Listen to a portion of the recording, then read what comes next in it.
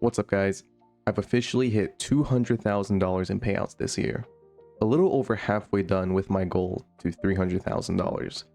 This week was a bit tough and I had a couple unlucky days where I overtraded and I didn't manage my accounts really well. It could have been a decent green week, but I overtraded and I was caught longing during both news events on Friday. But at least I managed to take out about $17,000 in payouts this week. The total P&L for this week is negative 2,631. For those who are new, my strategy is based on the day's rarity and its average expected close. I've analyzed the last 4 years of NQ data. Then I have lines on my chart that when broken, it becomes a rare trading day. And I calculate an average expected close depending on the rarity.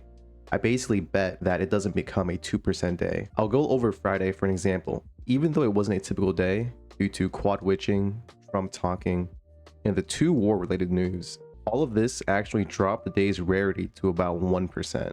When days drop below 2%, I no longer consider it an average day, and I don't bother trading the close.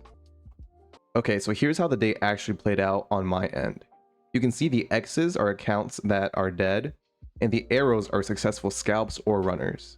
So during this first tap, which was also close to the previous day low, so it was a very important level. You can see the overnight. I was actually asleep when this happened, but it was such a strong reversal that I actually jumped in 40-ish points late, and I caught about 40 points from here, just because it was 2 levels in one. So my next entry was not as lucky. These accounts died. The arrows are successful scalps, so this account took a nice hit. Nice hit, nice hit, nice hit. And these accounts, I believe, died. And it was because of the news here. But still, during the news, I was still able to take some scalps. But these accounts did not make it.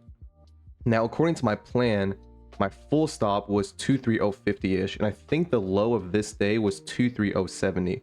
So I mismanaged my accounts here, because we should have been able to live and rallied up here and caught this wave, but the accounts ended up dying.